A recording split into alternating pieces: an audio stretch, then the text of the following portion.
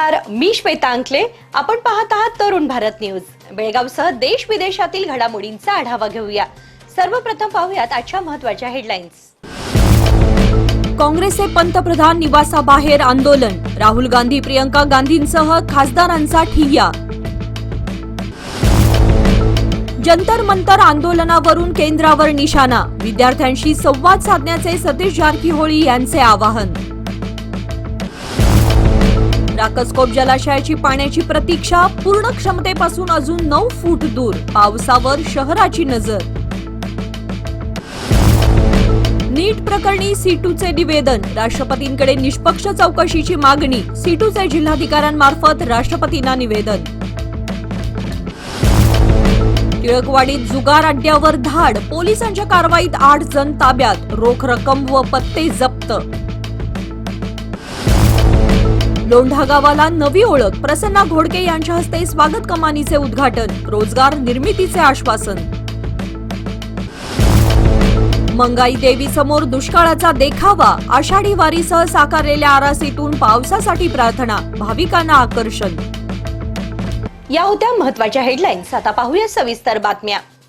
दिल्लीतील आंदोलनाच्या पार्श्वभूमीवर काँग्रेस आता रस्त्यावर उतरली आहे.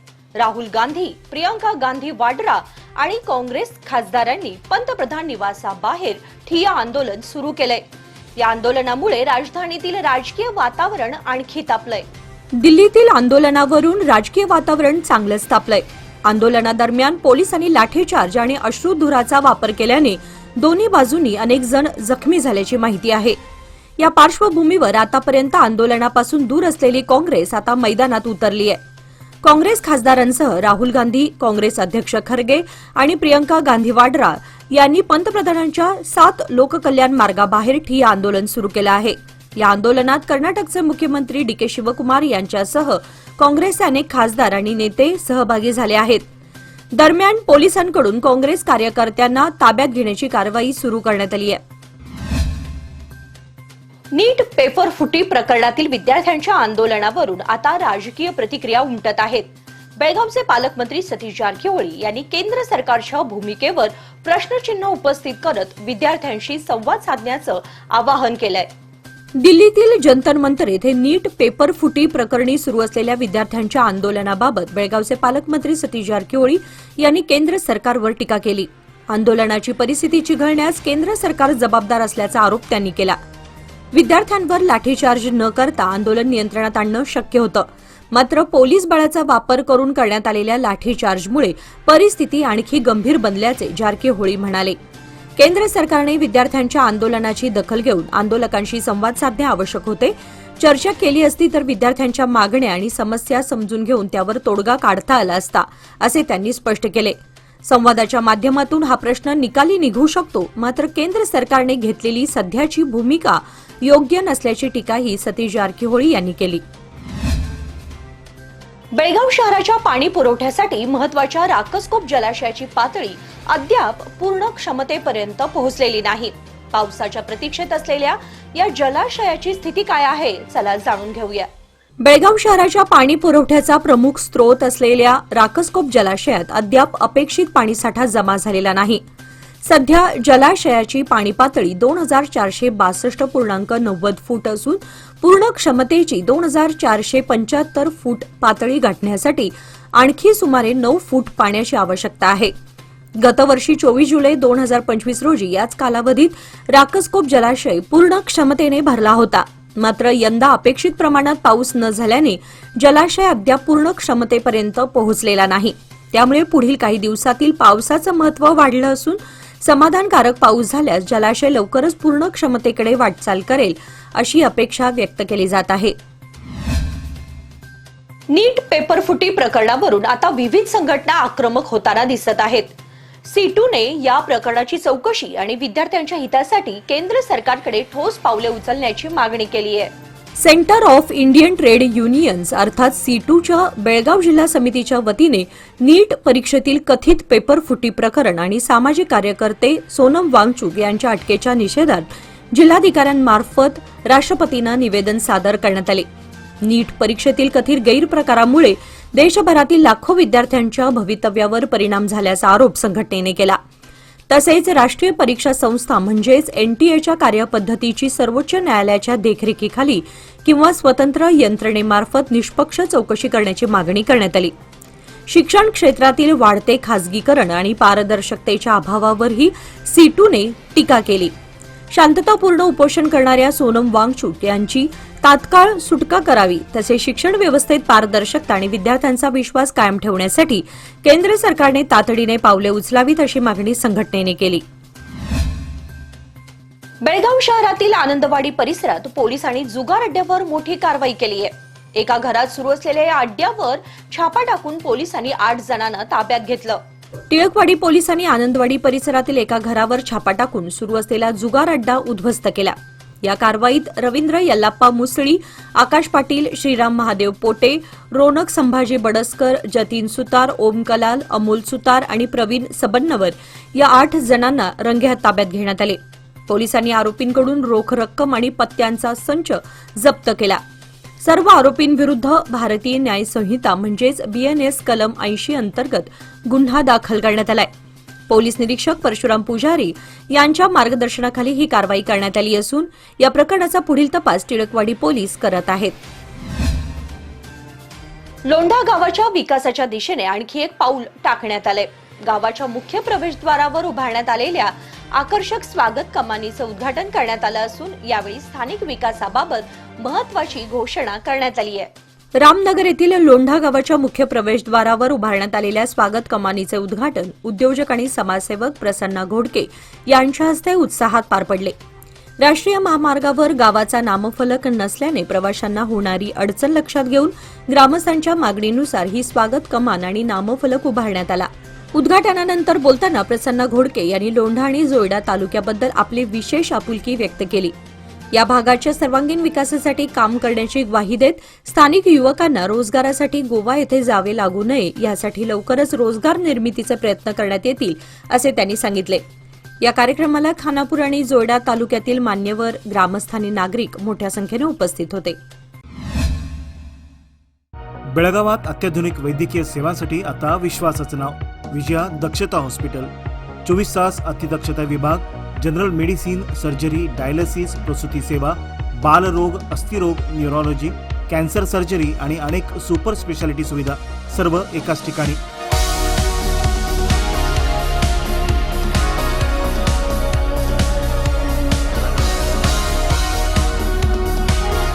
अनुभवी डॉक्टर, आधुनिक तंत्रज्ञान आणि रुग्णांसाठी मनापासून सेवा. सर्व प्रमुख विमा आणि सरकारी योजना स्वीकारल्या जातात. आजच भेट द्या. खानापूर रोड, 3ऱ्या रेल्वे गेटजवळ, रेल्वे ओव्हरब्रिजच्या खाली, टिळकवाडी, बेळगाव. संपर्क 7353641444. विजया दक्षता हॉस्पिटल, आपल्या आरोग्याची दक्ष काळजी. बेळगाव वडगाव येथील ग्रामदेवता श्री मंगाई देवीच्या वार्षिक यात्रेनिमित्त आयोजित वार पाळवणुकीत यंदा दुष्काळाचे वास्तव आणि आषाढी वारीचा भक्तिमय देखावा साकारण्यात आलाय.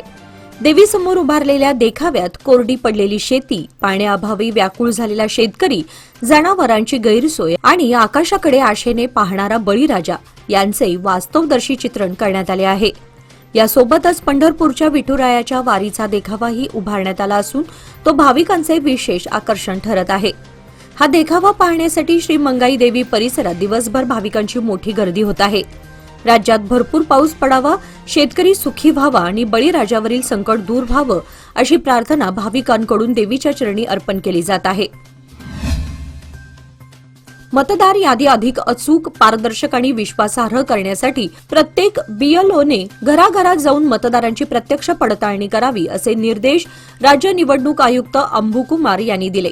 जिल्हाधिकारी कार्यालयात आयोजित SIR मोहिमेच्या आढावा बैठकीत ते बोलत होते. नवीन पात्र मतदारांची नोंदणी, मृत किंवा कायमस्वरूपी स्थलांतरित मतदारांची नावे वगळणे तसेच नाव, पत्ता आणि इतर तपशिलातील त्रुटी दुरुस्त करण्याचे काम वेळेत पूर्ण करण्याचे आवाहन त्यांनी केले. मतदार यादीतील सुधारणा प्रक्रियेत पारदर्शकता राखण्यासाठी राजकीय पक्षांना नियमित माहिती द्यावी, त्यांच्या तक्रारींचा तातडीने निपटारा करावा आणि आठवड्यातून एकदा आढावा बैठक घ्यावी असेही अंबुकुमार यांनी स्पष्ट केले. बेळगाव जिल्हाधिकारी कार्यालयाच्या आवारात मंगळवारी कर्नाटक राज्य शेतकरी संघटना आणि हसिरू सेनेच्या वतीने शेतकरी हुतात्मा दिन पाळण्यात आला. यावेळी उसाचे पूजन करून पोलिसांच्या गोळीबारात प्राण गमावलेल्या शेतकरी सत्याग्रहींना श्रद्धांजली अर्पण करण्यात आली.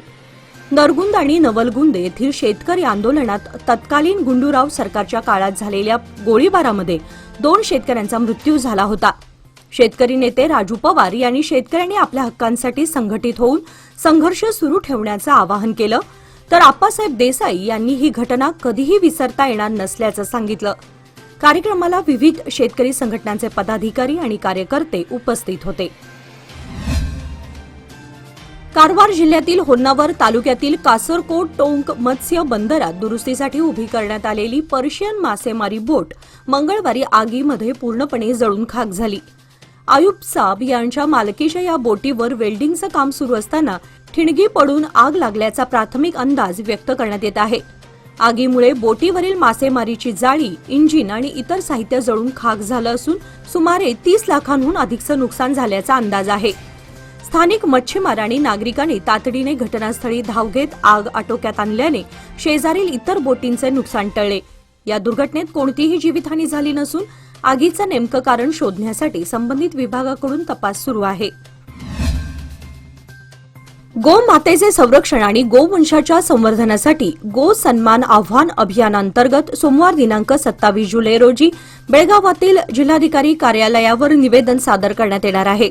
या अभियानात विविध हिंदू संघटनांचे पदाधिकारी, गौ संरक्षणासाठी कार्यरत संस्था आणि गोभक्त मोठ्या संख्येने सहभागी होणार असून गौ संरक्षणासंदर्भातील विविध मागण्या जिल्हाधिकाऱ्यांसमोर मांडल्या जाणार आहेत.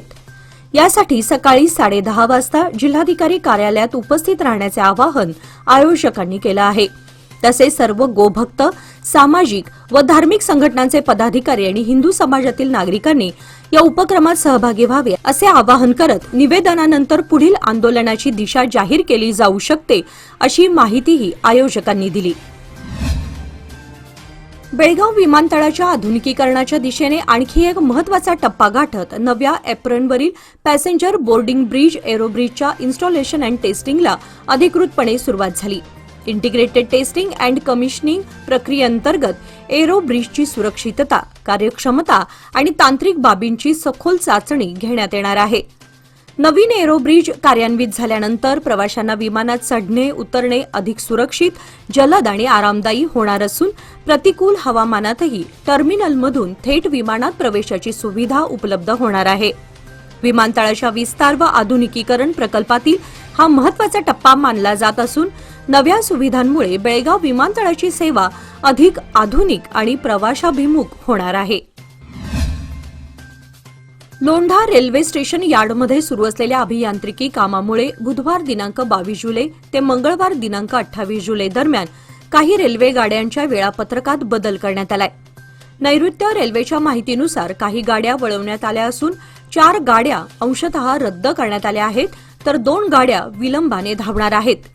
मिरज लोंढा डेली पॅसेंजर क्रमांक 56931, लोंढा मिरज डेली पॅसेंजर क्रमांक 56932, Miraj castle rock daily express क्रमांक 17333 आणि castle rock Miraj daily express क्रमांक 17334 या गाड्यांच्या मार्गामध्ये बदल करण्यात आलाय. तसेच लोकमान्य टिळक टर्मिनस, एसएमव्हीटी बंगळूर द्विसाप्ताहिक एक्सप्रेस व केएसआर बंगळूरहून सुटणाऱ्या एक्सप्रेस गाड्या विलंबाने धावणार आहेत. प्रवाशांनी प्रवासापूर्वी सुधारित वेळापत्रक तपासावं असं आवाहन नैऋत्य रेल्वेनं केलं आहे. व्यवसाय वाढवायचा असो वा कुटुंबाची गरज भागवायची, सादर आहे लोकमान्य गोल्ड लोन. माफक प्रक्रिया शुल्क आणि कमीत कमी कागदपत्रांसह तात्काळ मंजुरी. लोकमान्य गोल्ड लोन प्रत्येक कुटुंबासाठी, प्रत्येक व्यवसायासाठी. अधिक माहितीसाठी आमच्या नजीकच्या शाखेला भेट द्या किंवा कॉल करा 1800212450. नियम व अटी लागू. दिल्ली येथे सेवेदरम्यान आकस्मिक निधन झालेल्या भारतीय सैन्यातील जवान ईश्वर वसंत नाईक यांच्यावर सोमवारी हरंगुळ मालागिंडी तालुका जोयडा येथे शासकीय इतमामात अंत्यसंस्कार करण्यात आले.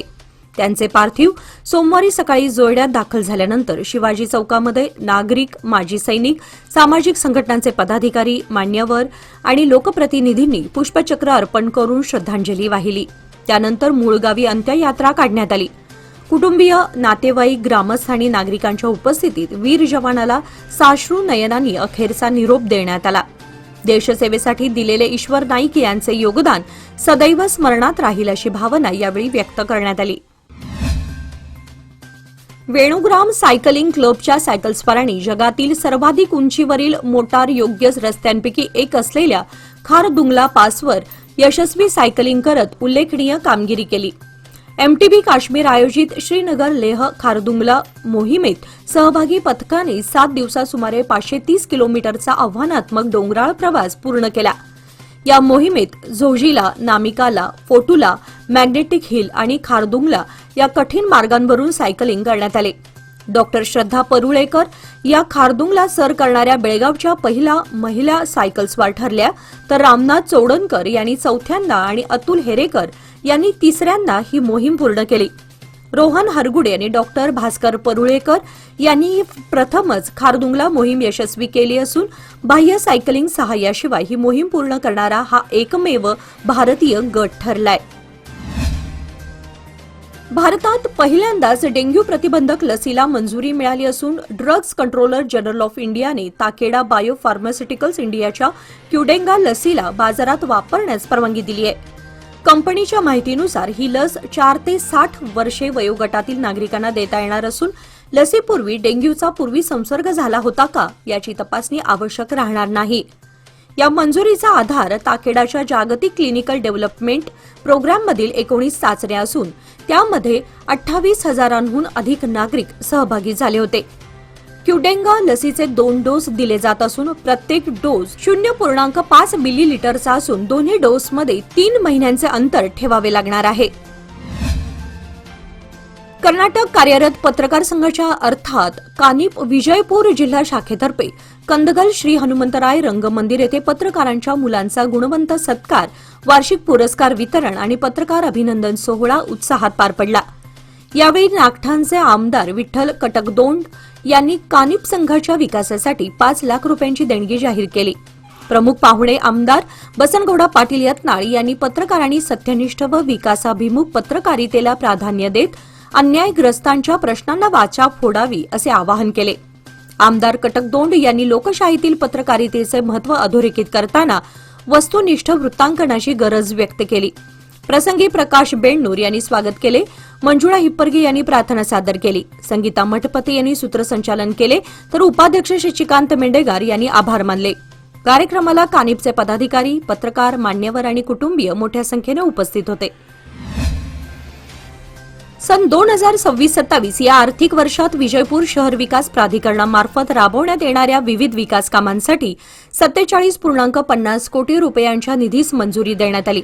प्राधिकरणाच्या सर्वसाधारण सभेत झालेल्या निर्णयानुसार या निधीतून महात्मा गांधी चौकाचा विकास, तलावांचे पुनरुज्जीवन, वाहतूक व्यवस्थेसाठी सिग्नल यंत्रणा, स्मशानभूमी विकास, उद्याने, बस शेल्टर आणि उंच जलसाठा टाक्यांसह विविध कामे करण्यात येणार आहेत.